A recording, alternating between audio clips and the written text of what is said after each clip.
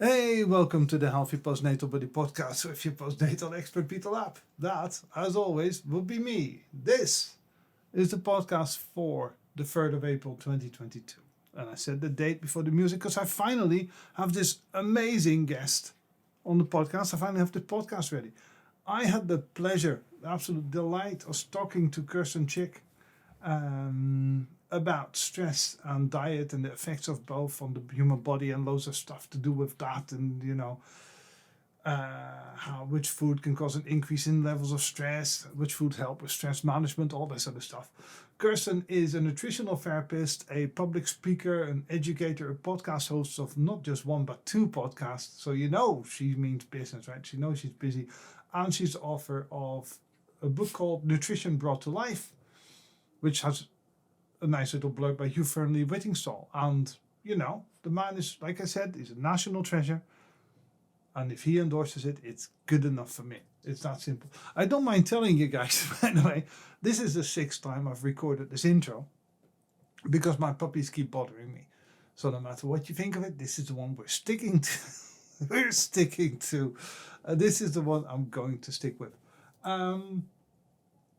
It's a great interview. She very kindly gave up an hour of her time, and you will find out she has a tremendous amount of knowledge that I think you'll want to hear. You'll want some of it as well. See, and I started waffling because without further ado, let's just crack on with it before I waffle too much. Here we go.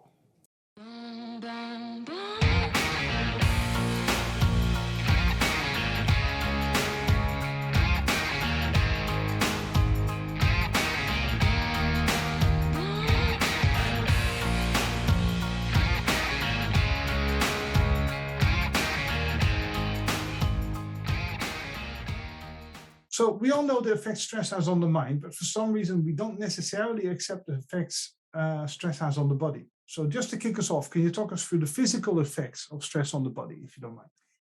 Yes, of course. And they're well documented. So we should really be more aware of them than we have been. We've just been told, stress-related diseases, it sounds a bit woolly, it sounds a bit like we're making it up.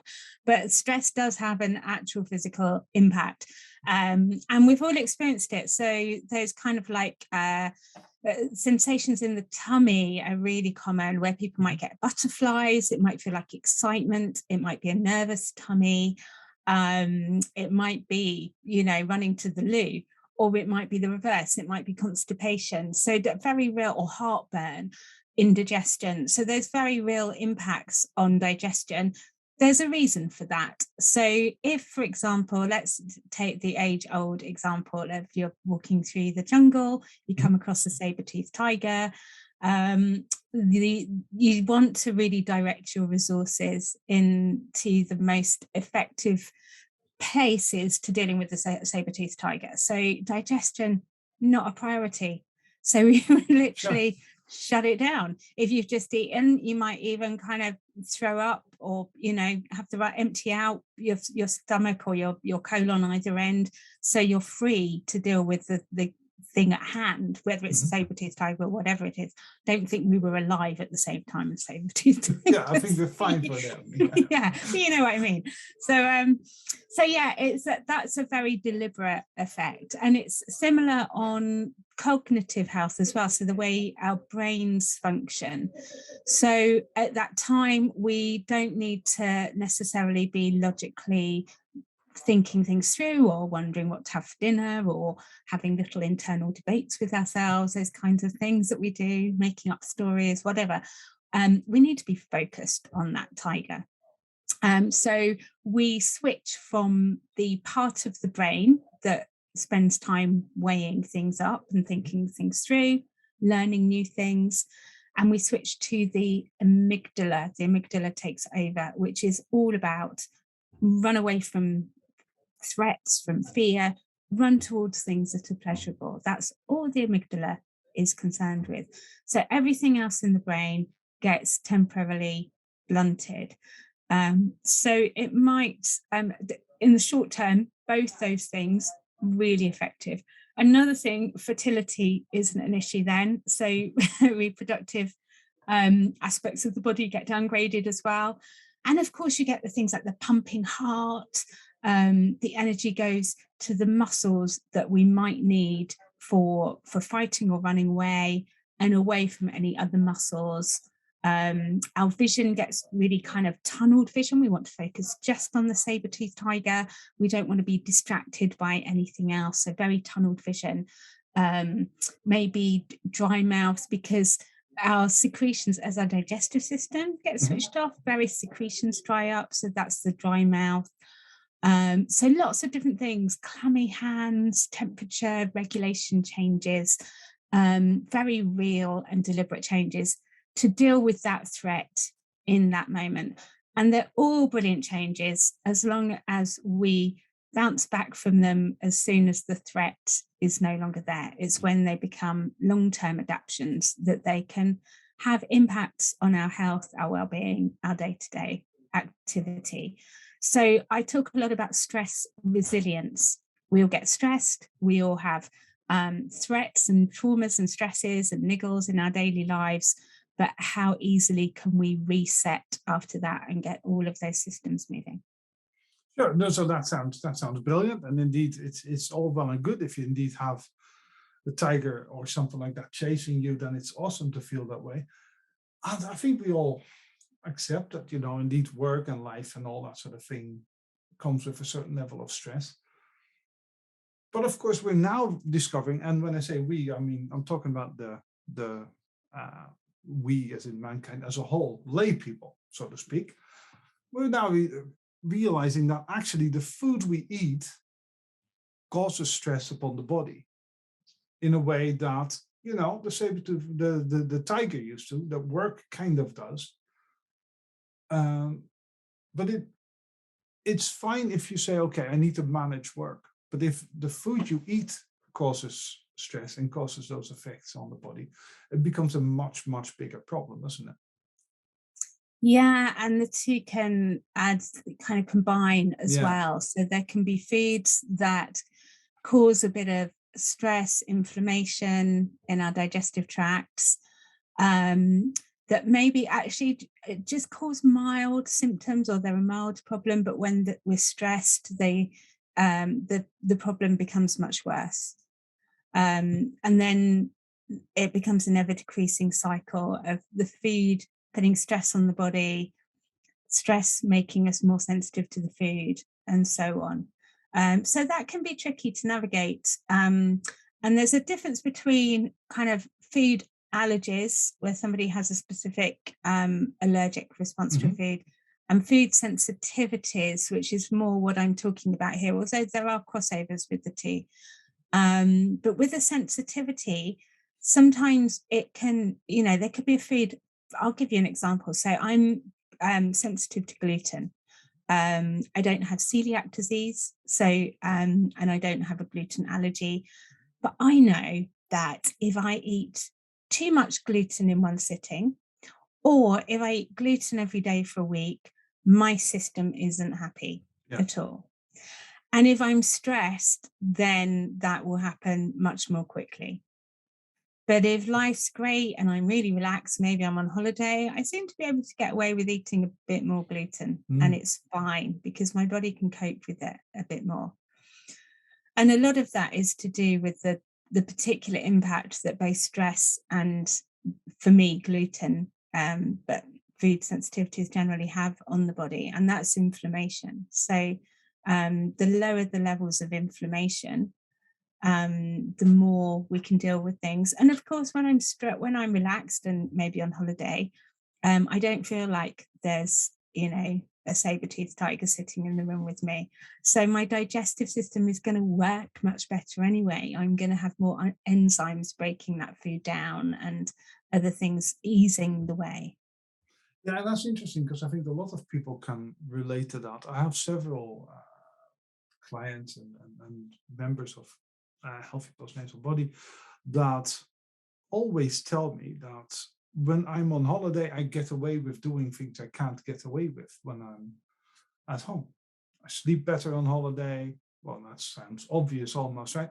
I sleep better on holiday. I eat more food. I get on better with the kids, even though they're the same children. And everything is just a little bit easier. And therefore, when they come back from a holiday like that, they are completely rested. However, I'm Dutch, and admittedly it's been a while, as my dog barks in the background. Admittedly, it's been a while, but when I went back to Holland to visit family, it doesn't feel like a holiday, and therefore that background level of stress is kind of still there. And like you said, when you start adding things together, the background level of stress is, it's like idling your engine at 15 mile an hour or something like that. It's all manageable and it feels okay, but you're still moving forward. And if you add the wrong foods, so to speak, air quotes, wrong foods, and by wrong foods, I mean wrong foods for you. I don't mean specifically, don't ever have a donut. Then it becomes a lot more difficult, and all of a sudden the engine goes up to 30, 40, 50 mile an hour, especially if, like you said, you keep eating that way. So what foods are you, for stress management perspective, we kind of know that sugar isn't great for us. And by sugar, I mean added sugars. But what foods help lower that?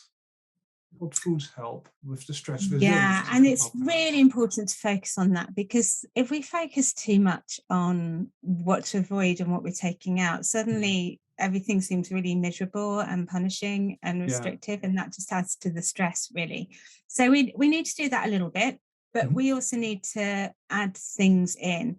And there are specific nutrients and foods that I definitely look to add in, partly because they help calm the adrenals down. The adrenals send out our stress hormones and our nervous system. So they help to calm those down. So they helped us to become more stress resilient.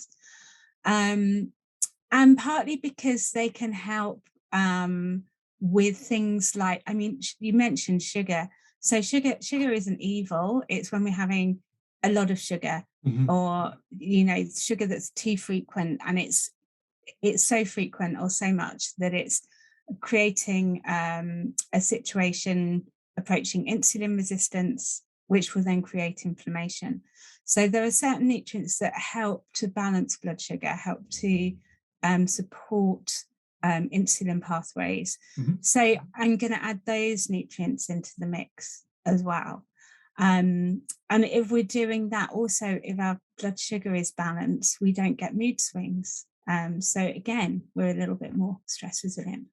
So the key, I'll talk about nutrients, then I'll talk about some foods, because obviously, if I say vitamin B3, that's not going to mean anything to anybody. So in terms of minerals, the ones that I'm looking for in particular are magnesium and zinc. They're particularly good at calming everything down, relaxing everything, taking the edge off the stress hormone response.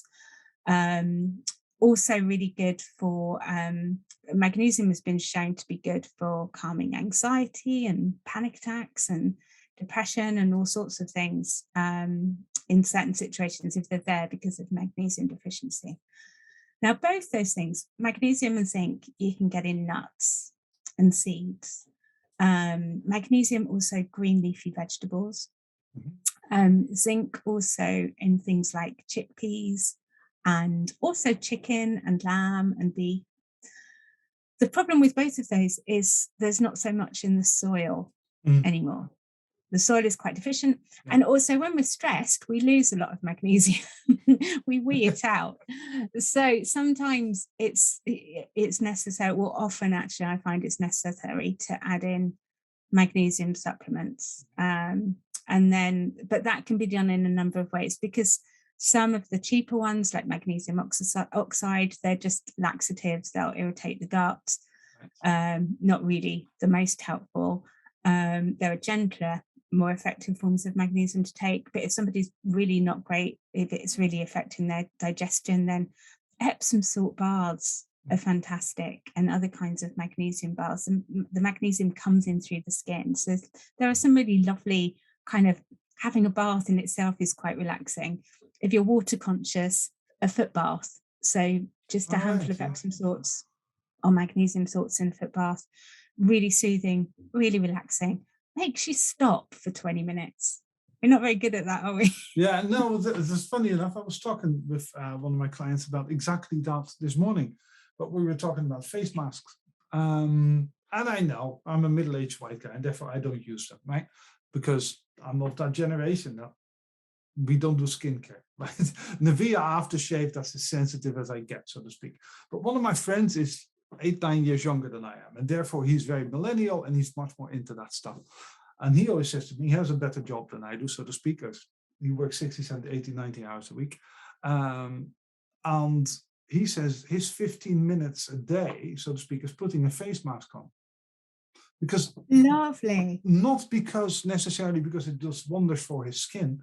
He said, but these things take 15 minutes to dry out. He said, I cannot move for 15 minutes.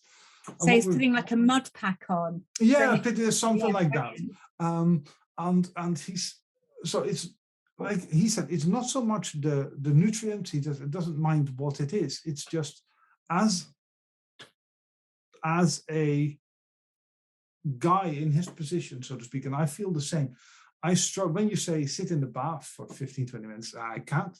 That's what showers. Yeah, no, my husband can't either. No, exactly. It's just impossible. I can sit in a bath all day, but I totally can't. Yes, my Wendy, my wife is the same.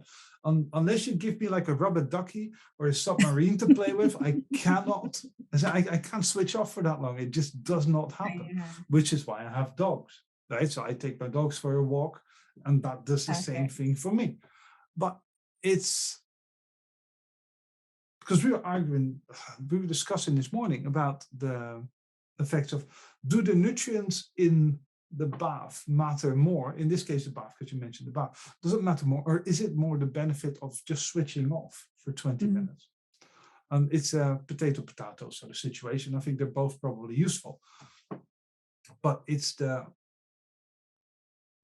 highlighting the importance of stopping for 10, 15 minutes, I think, is probably what the main takeaway would be there for me, rather than anything specific.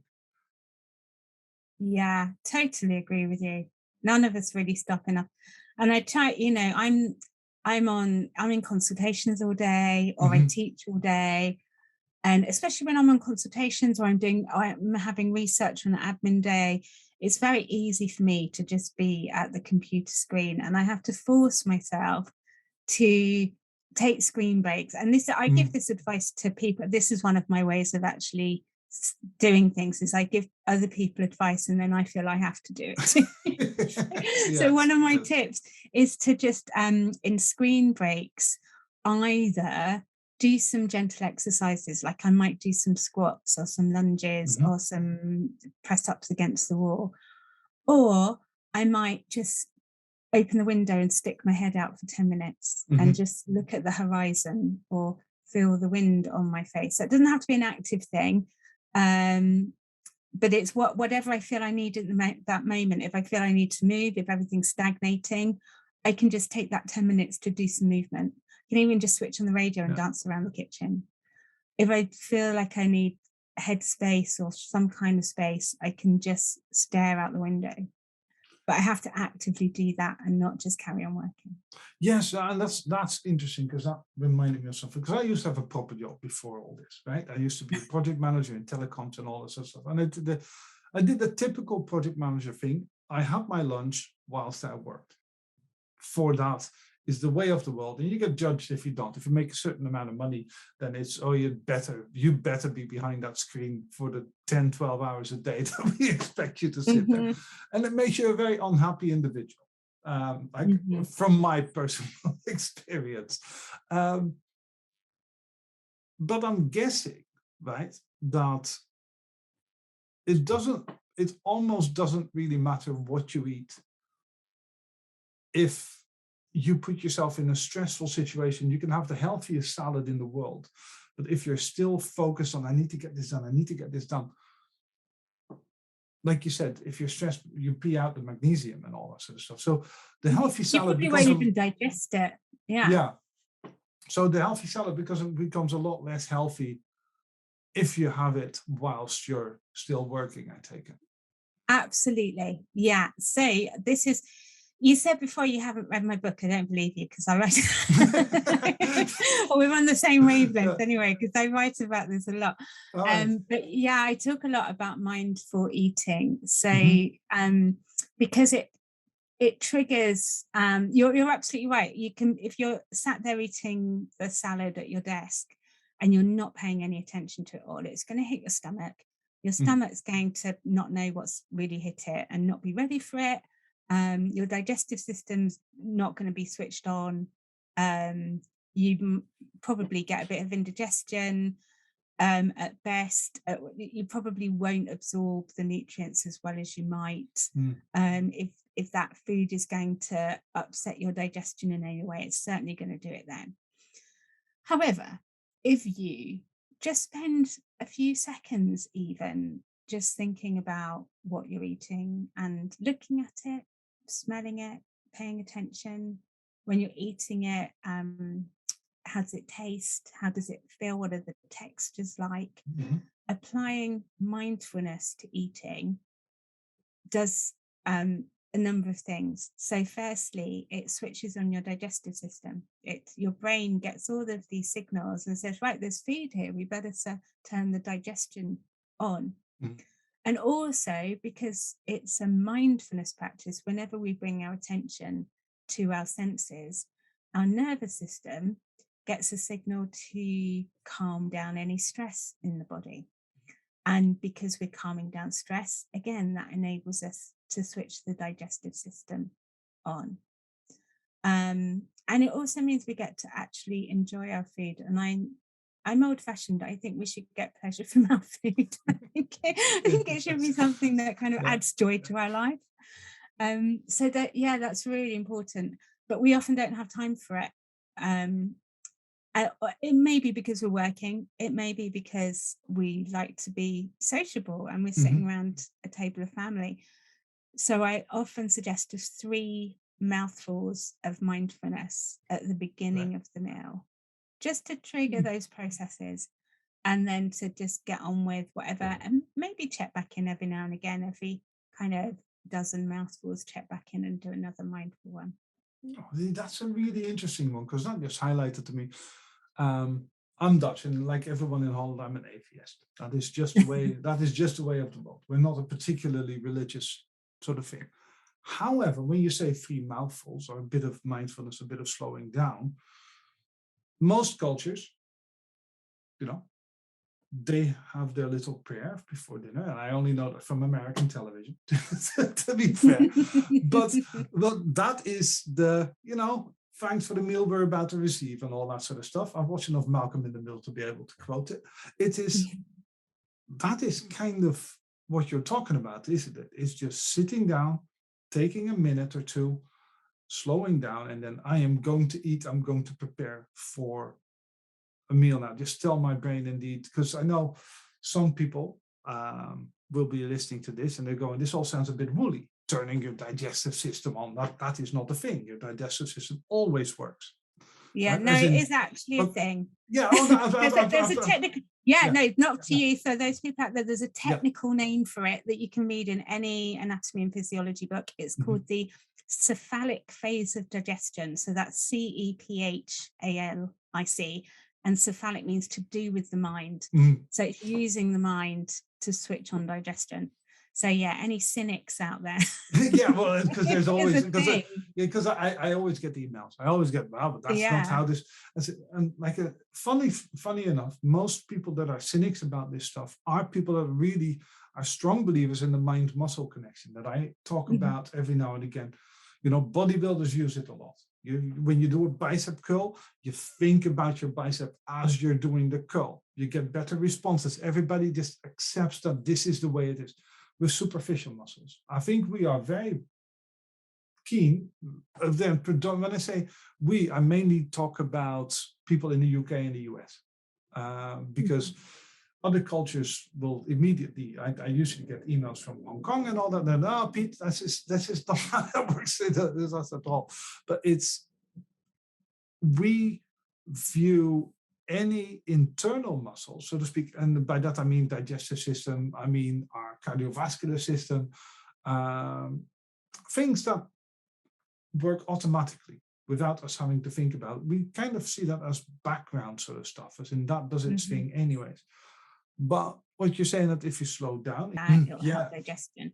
But actually it also triggers peristalsis. And it's made me think of that because peristalsis is the contractions through the muscular wall of the digestive tract. So all the way, the whole tunnel from the mouth all the way through the stomach, the intestines, all the way to the anus.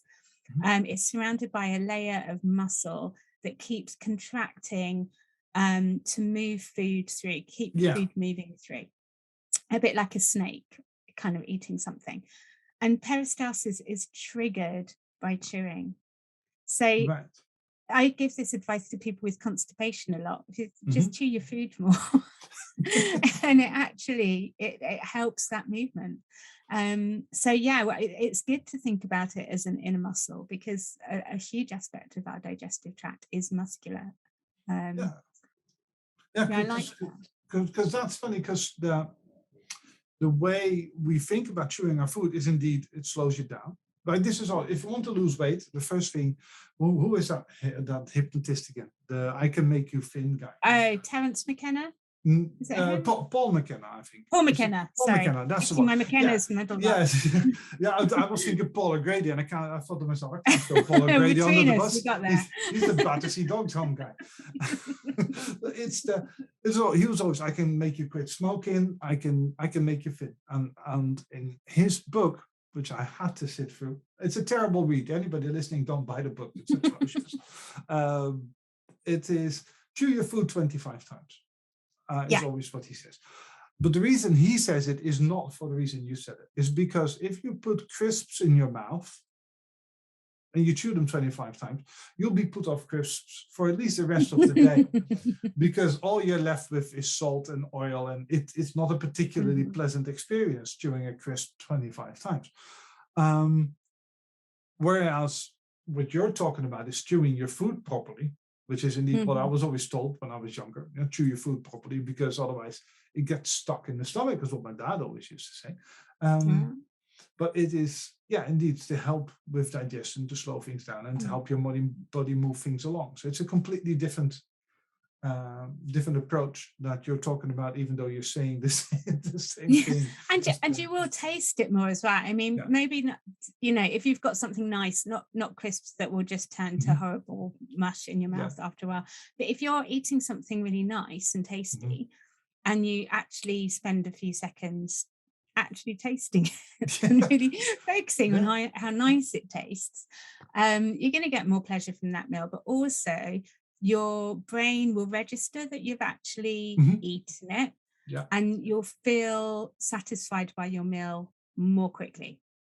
So kind of a halfway between the two. So that has also been linked to helping with weight management programs, because you're not so likely to overeat if you're really actually tasting and enjoying your food.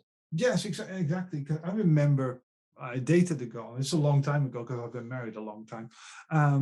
But I used to date a girl who could have one tiny piece of dark chocolate, and she would put it on her tongue, and it stayed there for like 20 minutes, or that thing would dissolve.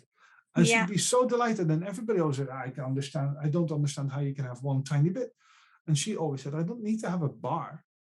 Not from a weight management perspective, but she just said, I buy really, really good chocolate. And she spent a fortune on good chocolate, as in an outrageous amount of it. Had to be like handmade Belgian stuff or whatever it was. Yeah, but I bet it lasted a long time. Oh, God, yes, because she had it, relatively speaking, it's not even a square. Right, no. when you buy those things.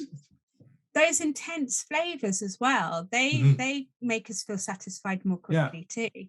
So it's going to satisfy you and kind of stop your appetite a lot quicker than milk chocolate. Oh, absolutely, yes. Well, milk chocolate comes in a bar, and you have to eat the bar. That is just the rule with milk chocolate. But it's interesting, well, because what you're saying, because you mentioned this earlier, right? I'll pedal back a little bit.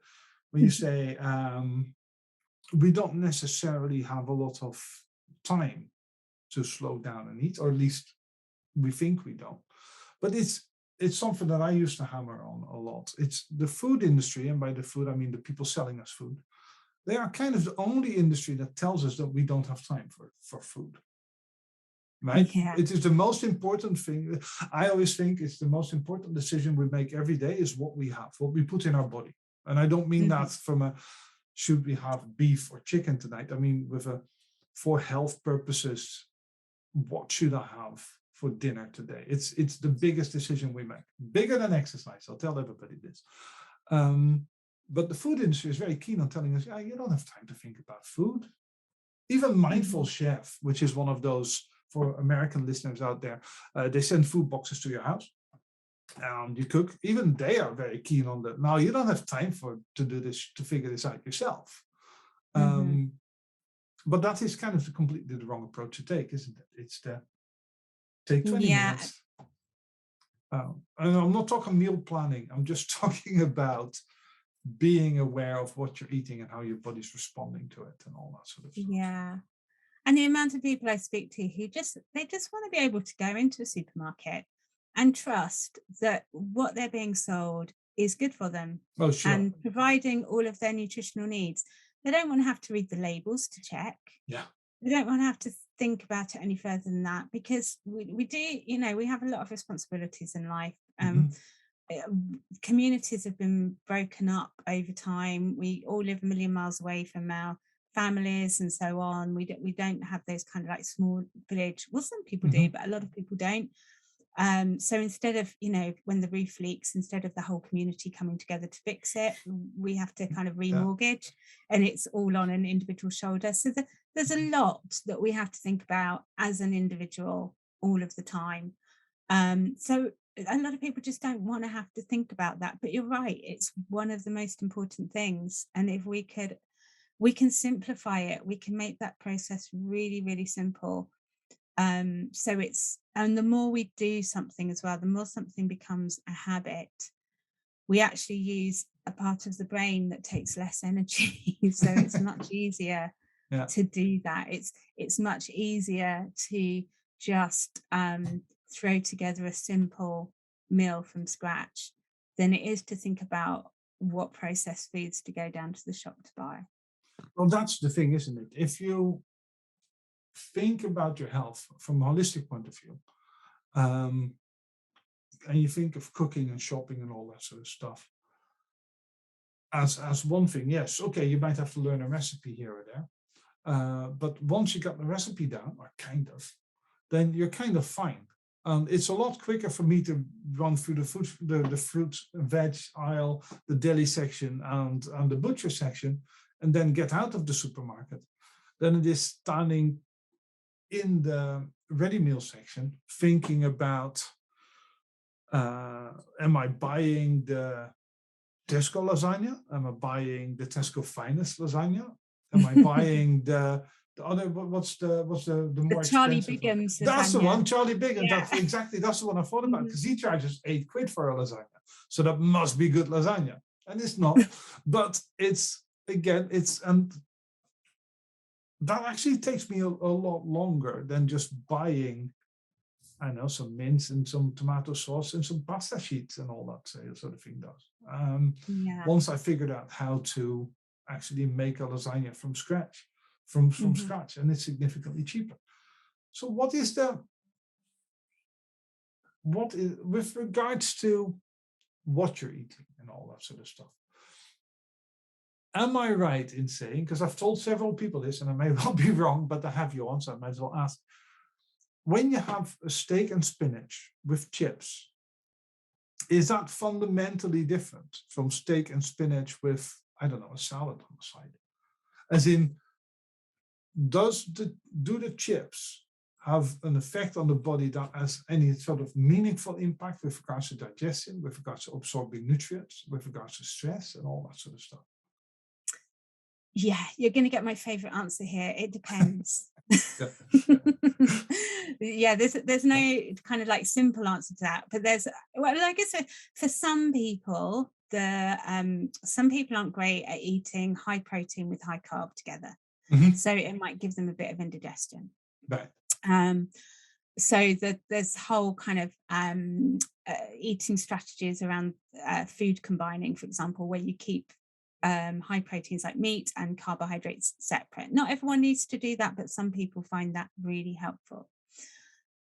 You've also got, I mean, what are you frying the potatoes in? Because if you're frying them in vegetable oils, then you're going to have all kinds of pro-inflammatory and carcinogenic substances going into your body that your body then has to deal with. And that's going to take resources away from everything else. Yeah, exactly, yes. Yeah.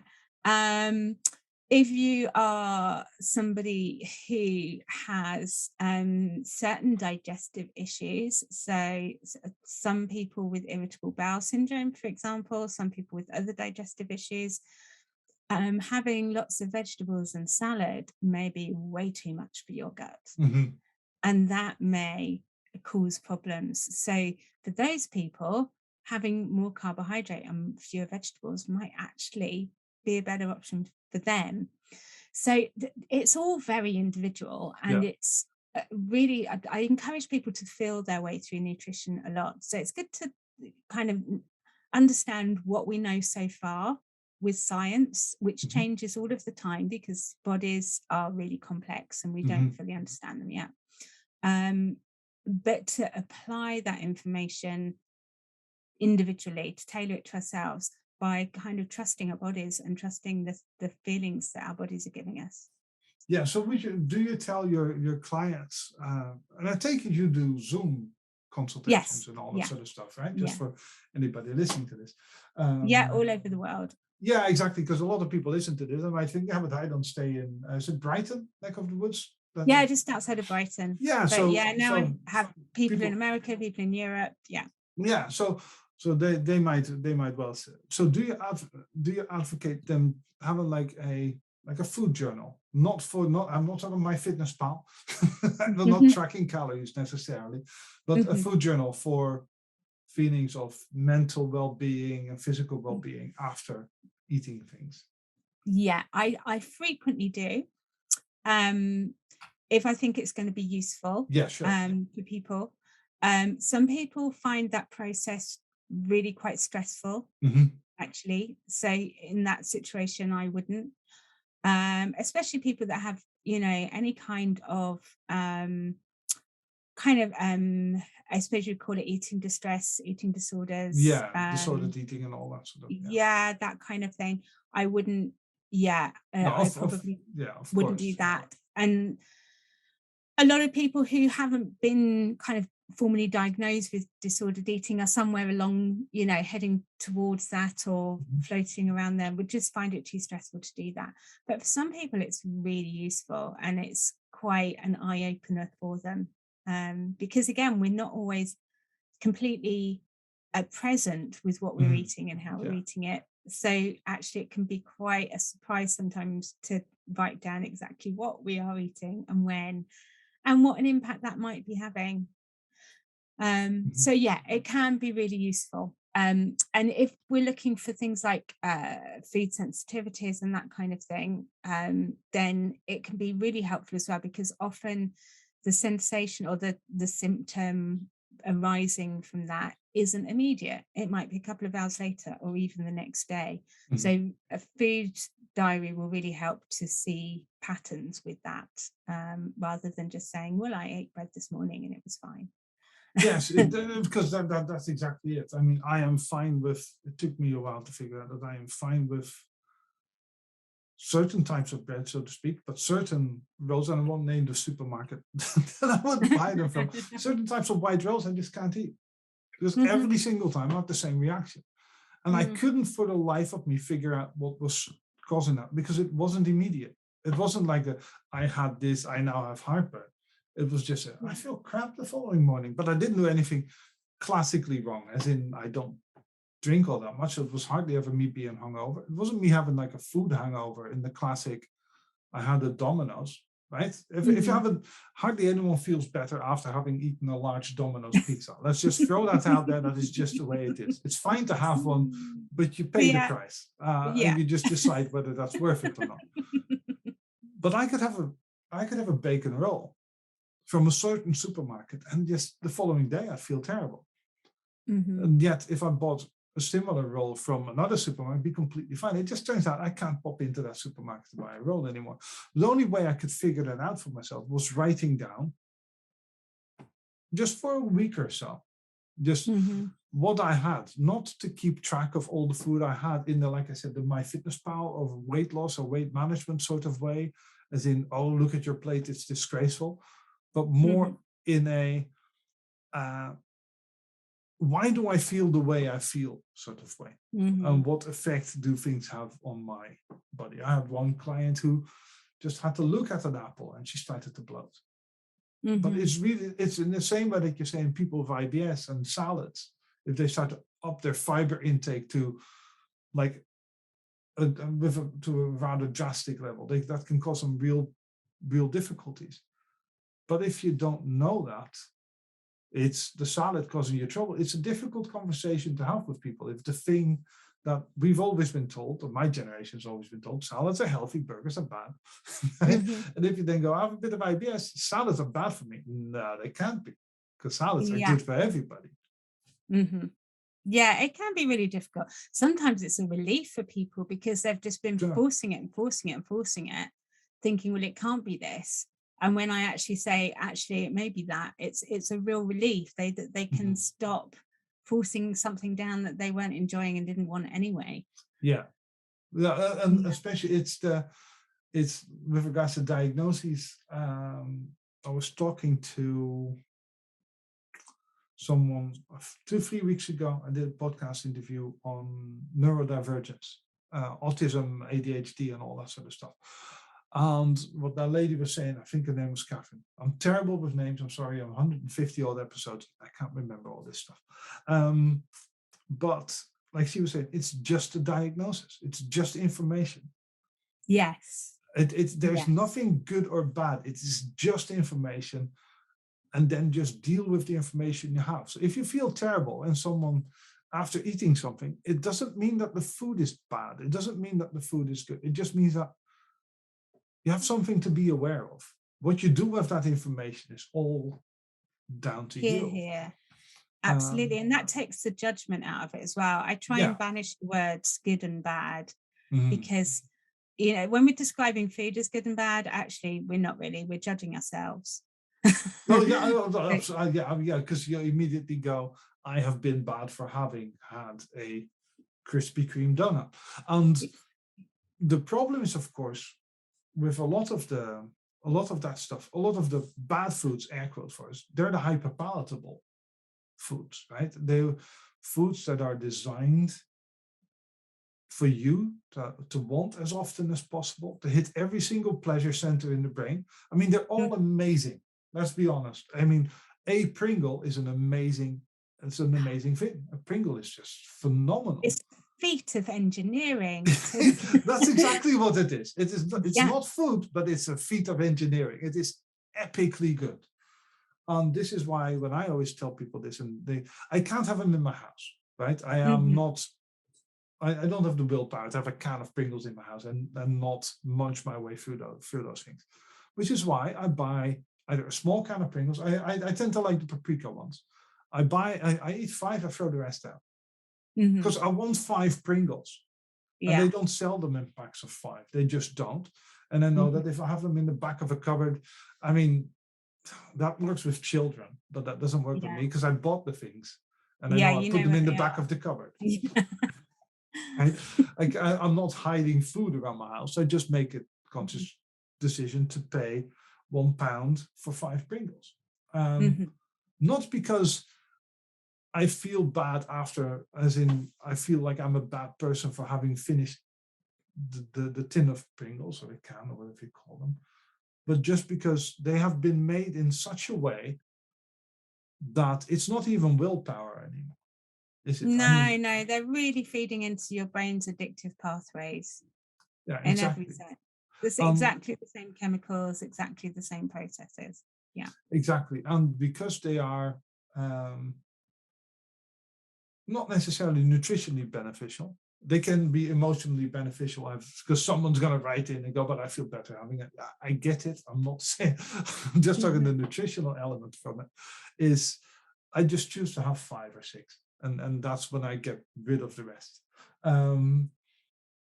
Because as I did an interview on food addiction a long time ago, well over a year ago with someone, and they pointed out that Doritos has a machine in their factory that they spend £400,000 on to make the perfect crunch. Wow. The perfect crunch of a Dorito. Because if you buy, everybody who's into tortilla chips will know this. A Dorito is better than a Tesco tortilla chips. It just is. Wow, Right? that's incredible, isn't it? And that, you know, they're investing this much money because they know they've got people hooked into it. Oh, for sure. I've got a really good, you know, people that come to me, a lot of people say that crisps are their thing, whether it's Doritos or other crisps, and it's the salty and the crunch that they're after. That's it. So I've got a really good substitute for that that's super quick and simple to make. Do you want to hear it? Yeah, of course. Yeah. It's tamari seeds, which you can buy, but they're so quick and easy to make. So I use pumpkin seeds. You can use sunflower seeds. You just dry fry them in a pan. So no oil, just a pan, moderate heat, shake them a little bit. After a few minutes, they start to pop. Right. And when they start to pop, pour them in a bowl. Sprinkle them with tamari or soya sauce, just a little bit, doesn't need much, give them a good stir. Job done. You can keep them in a jar, they'll last a few days. They're really tasty, they're crunchy, they're salty, and they contain, now, it's been at the back of my mind, we started talking about nutrients that support your stress pathways. And we got as far as magnesium and zinc. Yeah, sure, but there are others, and you know, pumpkin seeds are really good for zinc, for example. So these will contain zinc and magnesium. They'll also contain a couple of the B vitamins that you need. B vitamins are really important for calming the adrenals and the nervous system, and helping to produce things like serotonin and dopamine and GABA, the neurotransmitters that make you feel happier and calmer. So they'll kind of help with that. I mean, if you want to get all of your B vitamins, actually, or the ones relevant here, you need kind of like some green leafy vegetables as well. And some, you know, some other kinds of vegetables.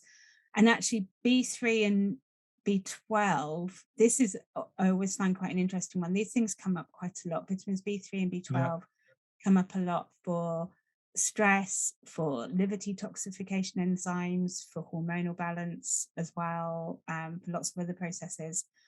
And the main sources of them are meat. So you can't, and animal produce, you can't get B12 on a vegan diet, unfortunately. That's the one B3, they always need to supplement, isn't it? Yeah, you can get B12 supplements, and it's really important too if you're vegan, especially if you're vegan and stressed, or even if you're not vegan, but you just don't eat animal produce very often. It's really important. B3 is a little bit easier to get. Portobello mushrooms are a really good source of vitamin B3. But also with kind of, it's not just meat, but protein, whether it's animal protein or beans or tofu or whatever it is that's the protein source. If you're having a little bit of that little and often through the day, that's gonna, especially at breakfast, it's gonna stabilize your blood sugar. And if your blood sugar's stable, then that's going to help as well. And these tamari seeds contain protein as well. So they're going to be much more stabilizing to your blood sugar. Whereas your crisps and tacos and things like that, they are engineered to give you a quick kick and then a crash. So you immediately want some more. Whereas these are going to be more sustaining. So they're going to help take you out of that cycle. That sounds phenomenal. Just for everyone listening, I'll type that up and I'll throw it in the podcast description as a separate sort of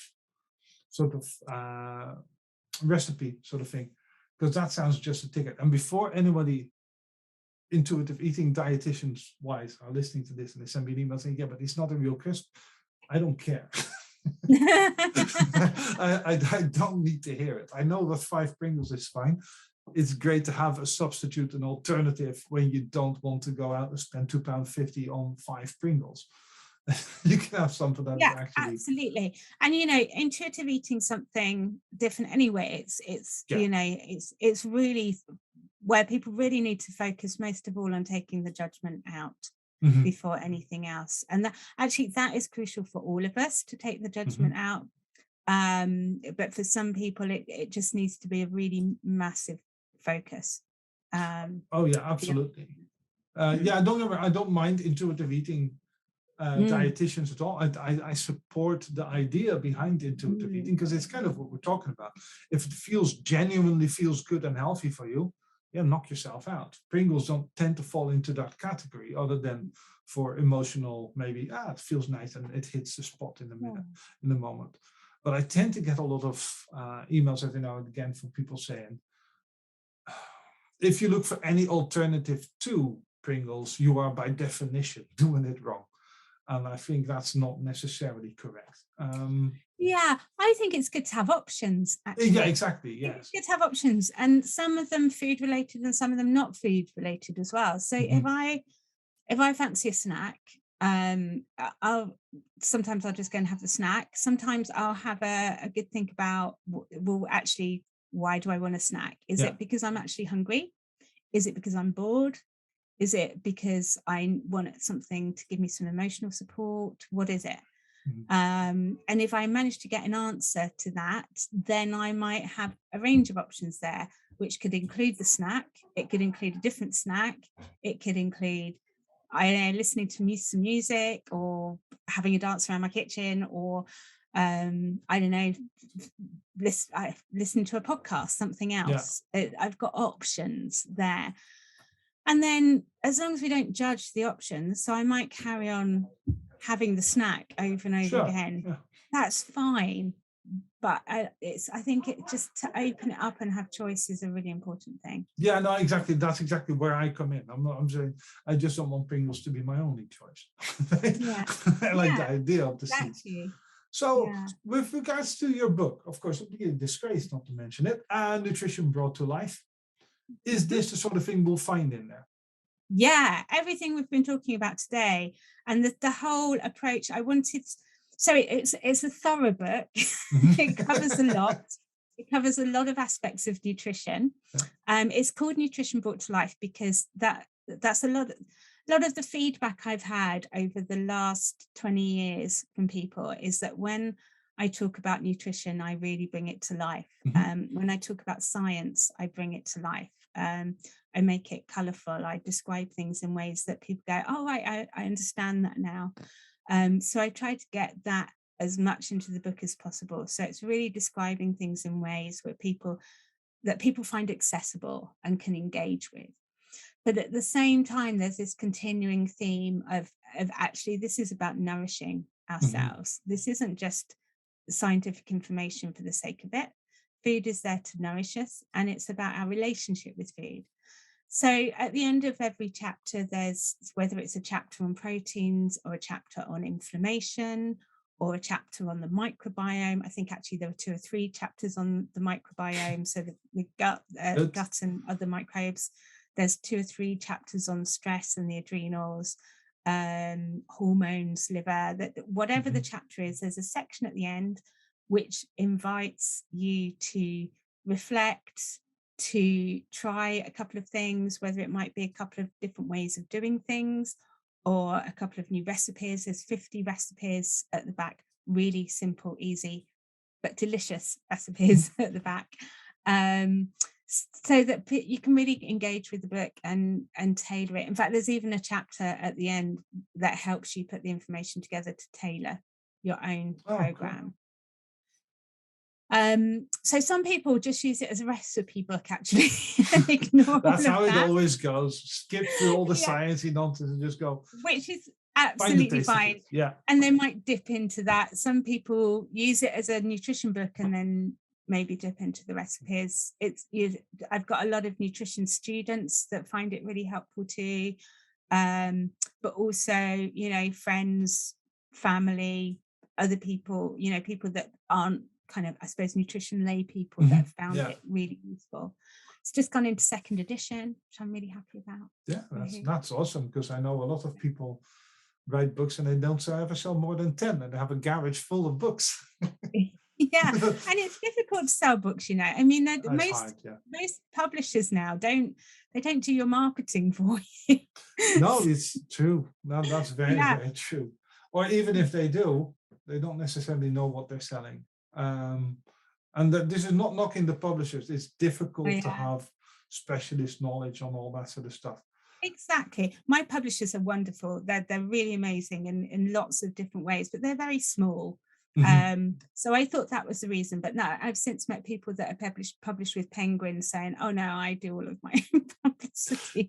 Yes, and I've dealt with quite a few American. I've had quite a few American experts on, and they will say this self-publishing or publishing with the biggest publishing houses, it doesn't make that much of a difference anymore. Wow.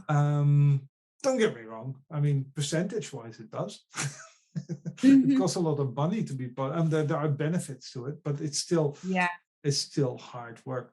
Let's be honest, writing a book is hard. Like I always say, it takes me 4 hours to put a shitty blog post together. Writing a book is a monster of a book.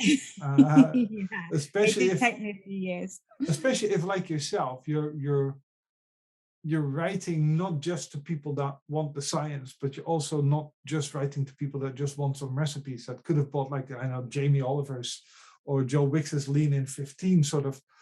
It's not that kind of book. You're trying to give more information. That's always a difficult thing. Speaking of giving loads of information, I looked at the email. You have an absolute ton of workshops coming up. I do, yes. So, what have I got? Actually, I've got it here. So a lot of them are online. There's one of them that's in Brighton, but most of them are online. So I regularly do things like my menopause nutrition workshop, but that was a couple of weeks ago. I'll probably do one in a few months. My next one is the 27th of April, and that's what is an anti-inflammatory diet? I get asked about the anti-inflammatory diet all the time. So I thought I'd focus on that. I've got the 19th of May, nutrition for people living with cancer. So we've not really touched on that, but that's one of my main specialist area that I work with. I don't just work with people with cancer, but I guess maybe half the people I work with do. And I'm really involved with Yes to Life and the British Society for Integrative Oncology, which are both organisations that focus on that.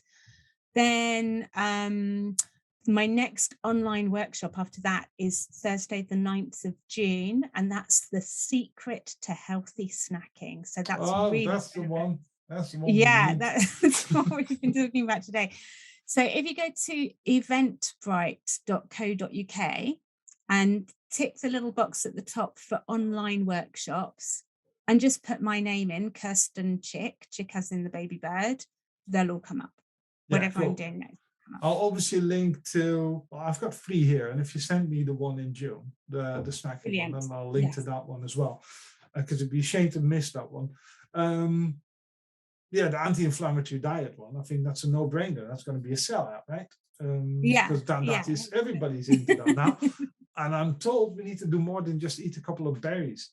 Yeah, I mean, berries are great. Berries are awesome, yeah. Yeah, but it's the whole thing. It's kind of learning to understand what is it that kind of irritates your gut as an individual, and what is it that helps to soothe that, and what strategies can you put in to help calm down that inflammation. And again, it all links back to stress, doesn't it? That's the beauty of this whole thing. And I'm thinking, because we spoke about the cancer, the nutrition for people living with cancer element of that. A lot of that is linked to inflammation and all that sort of stuff now as well, isn't it? We kind of have the understanding now, so to speak, that there's quite a strong link between inflammation and cancer. I'm not saying sugar causes cancer. I'm just saying that there's a link between. Yeah, there's a lot of people. There's been that buzz kind of phrase, hasn't there? Sugar feeds cancer, which isn't technically true. And like I said, sugar isn't evil. Sugar isn't a bad thing. But if you're eating sugar in a way that it's creating inflammation, then that inflammation is a well-known driver of cancer. There's so much research around it now. So it's how we eat it. So if we're just eating lots of refined sugar all of the time, and that's pushing us towards insulin resistance, that type 2 diabetes situation, that's going to be creating a lot of inflammation in the body. But bits here and there, well supported. If we eat sugar with fiber, then it slows down how it enters the bloodstream. If we eat it with nutrients that help support the insulin pathways, like magnesium, again, that we talked about before, and zinc, and also manganese and chromium, for example, then which, if you eat food in traditional ways, it always contains all of these things. If you kind of go back to how our great grandparents were doing it, we spent generations intuitively figuring out ways to eat that maximized our nourishment from food. And we've undone so much of that in a couple of generations, but we need to get back to that because the wisdom's all in there. No, I'm completely with you. And again, we can blame the food companies for this stuff. In the 80s, I remember, you might be old enough to remember, I doubt it, but remember when supermarkets, in Holland at least, were never that popular. And when supermarkets, I mean the supermarket, the big 24-hour shop, megamarkets, we used to call them at the time, I think. In the beginning, they put the fruit and veg and the bakery at the very entrance to the shop at the start. That was the first thing you saw, because people were used to go to the market and go to the grocers. And they had to be convinced that buying from the supermarket was as healthy and as wholesome of an experience as going to the market was. If I walk into Tesco now, it's at the back. Right? I walk past convenience stuff first, where the school kids and all that can buy the Reese's peanut butter cups and Snickers bars and all that sort of stuff. You have convenience at the start now of the supermarkets. And it's quite interesting that over the course of a couple, because this was, I'm not sure my age, but this was in the 80s. So over the course of 40 years, we've completely changed the way we shop, and we've completely changed the way we eat. And it didn't take that long to undo all that, like you say, in centuries of just stuff that made sense. It didn't take us that long to undo, and it shouldn't take us that long to go back to somewhat basics a little bit. So on that happy note, was there anything else you wanted to touch on? Because I think we touched on a lot of stuff there. Oh gosh, we have, haven't we? Yeah, we've done pretty well. I think so. We squeezed a lot of information in there. Yes. I guess, if people want to find out more, I've got a fair few blogs and stuff up. I'm fairly active on social media, especially Instagram. So kirstenchick.com is a good hub, and it will take you to my social media as well. And you've got the podcast as well, right? You've got Nutrition Dr. Life podcast and North and Chick podcast. Yeah. So very active. Got lots of stuff out there. See, so the Nutrition Brought to Life podcast is really great if either you're thinking about buying the book, but you're not sure about whether it's for you. So this is like the podcast is free. It's 10-minute episodes, so it's bite-sized chunks. Or if you've got the book and you want a companion to the book, or if you're just not great with reading, so that the book's not accessible for you, then hopefully the podcast will be. And it's also on YouTube with subtitles. So I'm just trying to make it all as accessible as possible for people. It must be nice for people listening to this. It must be nice to have someone who's actually active on social media rather than myself, who's already forgotten 2 days in a row to put something on. I'm not active every day. No, I mean, I'm just terrible for it. It's because I don't care. Yeah. My listeners will know I just don't care that much about Instagram and all that sort of stuff. It causes me nothing but pain. I just clicked on the Amazon link, $12.99 for the book. It's a bargain. Wow. It's an absolute steal. That's come down. That must be because of condition.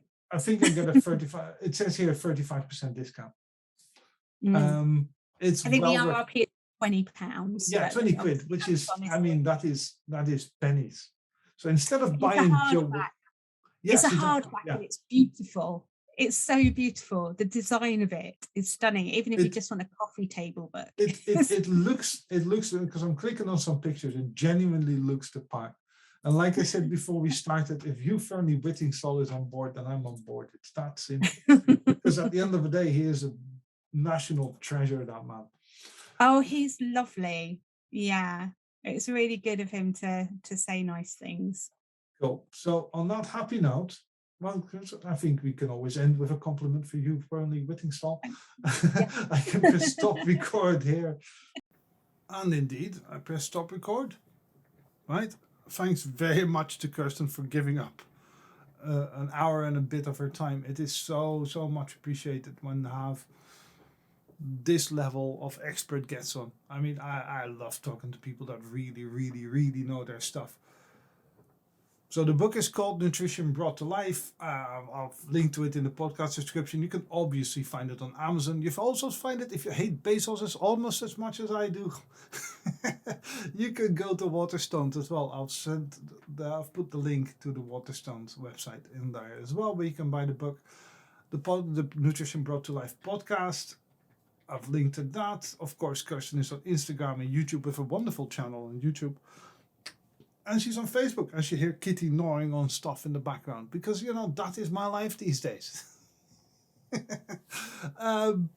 It's just carnage. I don't mind telling you, it is absolute carnage in the HPMB headquarters. I have the dogs running around like maniacs. My boiler broke down. I have not had any hot water. I can't get a plumber out to fix the thing, because I'm on LPG and I'm not on the main network for gas. So I need a special guy to come out, and he can't come out until tomorrow. And so this pre-record is already 2 days late, and it's driving me up the wall. And you know what I need? A little bit of that stress management. So I'm going to go back, and I'm going to listen to Kirsten share her knowledge again, and I'm going to I'll put the recipe. There's not enough room in the podcast description, by the way. That recipe that she mentioned, I will put that up on the Instagram when the podcast comes out. I will have a separate little tile with the Instagram with the little recipe and all that sort of thing. Anyways, give us a like and a subscribe if you don't mind too much. It would be much appreciated. Give us a little review. I think we're up to ratings wise, we're up to 170, something like that, which is so insanely cool. Up to 170 people that have given us a little 5-star, 4-star little thing on Apple. It's much appreciated. As always, right? Peter at healthypostnatalbody.com if you want to be a guest. If you have any questions that you'd like answered. I've got a really cool interview with Dr. David Prologo. He has a complicated surname. Dr. David Prologo, which I just recorded the other day. And we're talking about the myth of many diets and all that sort of stuff, and weight loss and all that sort of thing. What he calls the changing point is, and all that sort of thing. That'll come out next week. More guests coming up after that. It's going to be amazing. What are we doing for In the News this week? Let me have a quick look, right? Because in the news, it's always nice having in the news, right? So here we go. So in the news this week, I have a really interesting bit that was emailed to me. Interesting bit of news. It was a study that was done, admittedly sponsored by a company called Green Force, who are one of those vegan food, fake meat kind of companies. And therefore it could well be slightly biased, or at least that's what it originally looked like, but I looked into it a little bit. That said, basically eating a plant-based meal twice a week is the equivalent to planting 14 billion trees. is the headline. Now, the headline is, of course, the little bit of a attention-grabbing sort of journalism, right? This is on The Beat, by the way. It's also on plant-based news and all that sort of stuff.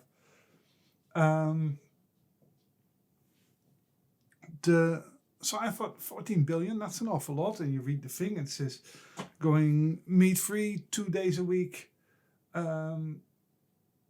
is equivalent to planting 14 billion. And then someone in there says there's this vegan powerlifter, this German bloke, I think he is. You might recognize him from that Game Changers documentary on Netflix, where, that really shitty documentary, that really shoddy one. As he said, it's about 2 meals a day. So there's a bit of a dispute. So I looked into this a little bit, because 14 billion sounds a lot. But then again, what do I know, right? I'm just a little PT who knows how to do math. And I have an interest in environmental stuff, but when it comes to food, I mainly look at the nutritional elements and the health aspects of it. And of course, as I've said many times before, plant-based, predominantly plant-based meals, so 85% of your plate being vegetables or something like that, is significantly healthier for you than having 85% meat on your plate. And that is just the way it is. That is what the science says. But anyways, I took out my trusty calculator. Like I said, 14 billion trees. That sounds like a lot. Right? That sounds like an awful lot. So I looked into it.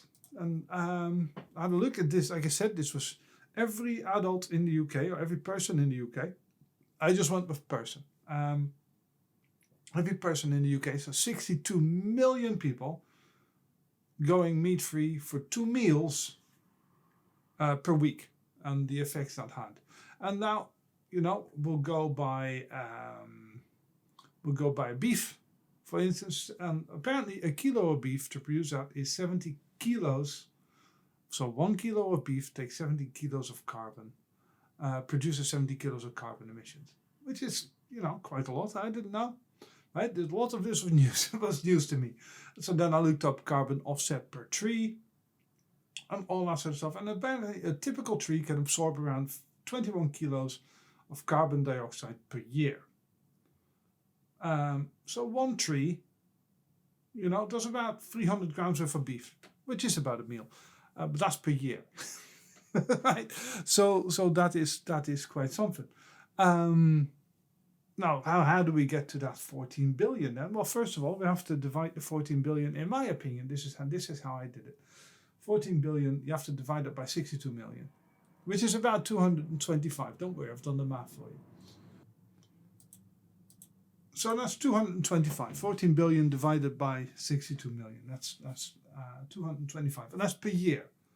Well, that doesn't sound that much, 225 trees per year. But so all of a sudden that 14 billion sounds a lot more realistic. And we know it takes 3 trees per year for a kilo of beef.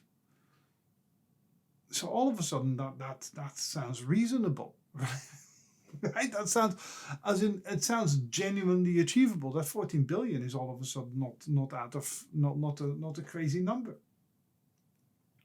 right? So assuming I don't always have beef and all that sort of stuff, but assume I have a 200 gram piece of beef, that actually 150 gram piece of beef, right, per meal. So small, a very small steak. It's about 3/4. It's about 3/4 of a normal size steak. Normal size steak is 227 grams in the UK. So 150 gram of beef twice a week that I no longer eat. So that's 300 grams of beef. And I do that for 365 days. So we know one tree does 300 grams of beef. So I'm saving 365 trees a year by not having 300 grams of beef. So that's significantly more than the 225. So if anything, and this is the mind-boggling thing for me, if anything, that 14 billion is an underestimation of the actual number. Now, of course, I used beef, but I used chicken has a lower carbon footprint, and so does pork. But I used a very low quantity, that 150 gram figure. I use a very low number of beef. And that's astonishing. So it turns out that this is true. This stupid headline, which annoyed me no end, and that is even what that strongman, the ambassador for this thing, and I better give him some credit here, Patrick Baboumian, what he was saying, 2 meals per day. So you don't even need to go vegan for two days, just 2 dinners. That where you currently eat meat, that you're not going to have meat anymore, saves 14, is the equivalent of planting 14 billion fully grown trees per year. It's astonishing. I mean, that is huge to me, a game changer, if you will, to refer to that stupid thing. I'm not saying go vegan, because I won't, or go vegetarian. I'm just saying that the people that are saying it's all or nothing are clearly wrong. Small decisions when it comes to this stuff. And going meat-free 1 day a week, if everybody did that, that's 7 billion trees a year, or maybe probably 10, near what my calculations are saying. That is a huge, huge difference. Doesn't sound like a lot, but you try finding a space to plant 7 billion trees in the UK. It's astonishing. I was genuinely surprised, because I thought when I was running the calculation, when I had a look at the numbers, I thought, nah, this sounds too much. This sounds wrong. And I did the Santa trick. I checked my list. I checked it twice. Checked my numbers twice, and it turned out, if anything, they underestimated it. So there you go. Turns out all these crusty people, they're all right. Anyways, that's it for the podcast. We're running 118, 120 minutes, bit of music. So before you know it, you spent an hour and a half listening to this thing. Anyways, you have a tremendous week. I'm back next week with that interview with Dr. David Prologo, which is a fascinating chat as well. You have a great week, and as always, peter@healthy-natalbody.com. If you have anything, or you come across any interesting information that you want to send my way, it's always much appreciated. I love getting this sort of news. All right, thank you very much for listening. Have a great week. Bye now.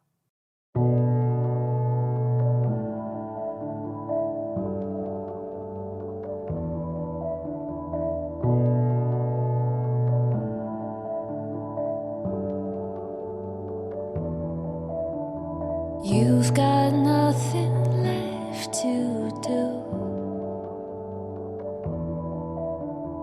but face what's in front of you.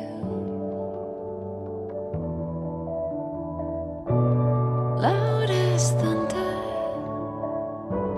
clear as water. Look at what's in front of you. Temperature rising, no more disguises, and it feels like it is the first time being inside my chest. And the sea, life is just a minute, I am just a breath, just a breath, just a breath. Shapes and colors form inside,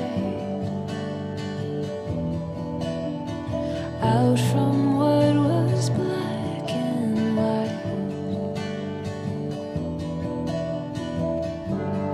Not hard to see for you and me. Everything has fallen bright, and it feels like it is the first time being inside my chest. And the sea, life is just a minute, I am just a breath. Write the pages, turn the course around.